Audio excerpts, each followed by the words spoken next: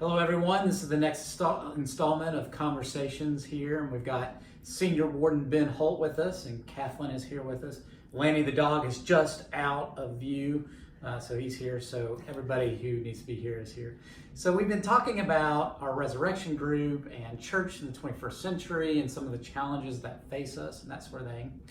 And this has been in preparation for a conversation that we're going to have Saturday, November the 2nd, here at the church at our parish retreat. It's going to start at 10 a.m. and go to 1 p.m. There's going to be lunch and snacks and food involved, but also good conversation. But we want to set the tone for the conversation. And maybe you're somebody who doesn't like to show up in person and have a conversation, or when you show up in person, you want to listen more than you want to talk. That's fine too. This is also a time to invite you to email either Kathleen or Ben or me here at the church, and when we send this out, we'll have those emails there to add your thoughts and questions and ideas towards the conversation. But one thing that we need to talk about today is sort of our challenges and our joys. We need to sort of acknowledge those, and I want to start with our joys because we've got a lot going on here that is fantastic and wonderful. And Kathleen wanted to talk about a couple things that we're joyful about. So here at St. Albans, our children's ministry is really thriving. In the past year, we've looked to identify some of the most important or where our energy lies around different ministries, and we really love our children here at St. Albans. With an average Sunday attendance of about 65, I would say, 20 of those are youth, which is very unusual for a parish our size. Because of that, we're really looking at investing in our youth, and we've been having different events throughout the year. The Christmas pageant is going to come up very soon. Also, during Holy Week this past year, we had a Maundy Thursday lock-in. Every second Sunday we do an Alban Day, which is centered around our youth and our children. And all of these things require money. So we're working on working them into our budget as well.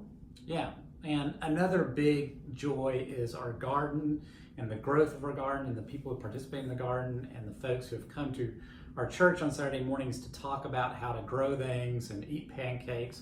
So there's a lot of exciting things going on, and to have a building and have programming and to have a full-time or a part-time priest that you share with another church, all those things cost money, and this year we're running a deficit. We wanted to talk a little bit about that deficit so that you can be aware of that, and we're going to have to consider some potential paths forward around that deficit. So I was hoping that Ben would talk a little bit about that. I'd like to, and I'd like to say that we do have some blessings in terms of, we already talked about growth a little bit, particularly in younger people and young folks as well. We've seen a lot of growth there, but as well, you know that a year or so ago, we lost quite a few people. So those two things combined have gotten us into an issue where we have a lot less income than we had the previous couple of years. And then expenses have also gone up. You've seen us talk just a little bit here about some of the programs that have gone on, and in addition to that, we've had some maintenance issues. So unfortunately, this year we're about to the point where we're going to have about a negative $40,000. So we'll have $40,000 less in income than we have expenses, and it looks like next year is going to be about the same thing.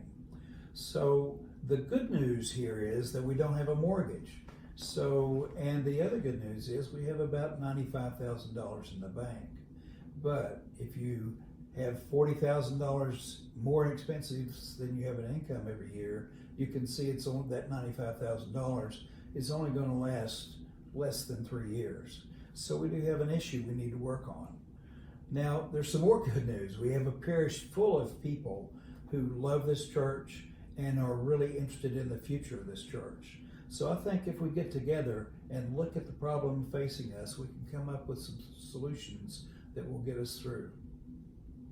Thanks, Ben. So it's important to say that we are not the only ones facing this challenge. There are a lot of churches across the Diocese of East Tennessee and across the Episcopal Church that are looking at these same issues, and maybe we can be in contact and conversation with those churches, but also contact and conversation with each other about how to move forward. And so I'm interested, and Ben's interested, and the vestry is interested in engaging with you about some possibilities around how we might offset some of those costs, and how we might envision church, and how we might be more connected with our community, so that we can make a bigger sort of connection with folks, and our church can maybe sort of benefit from that in many ways.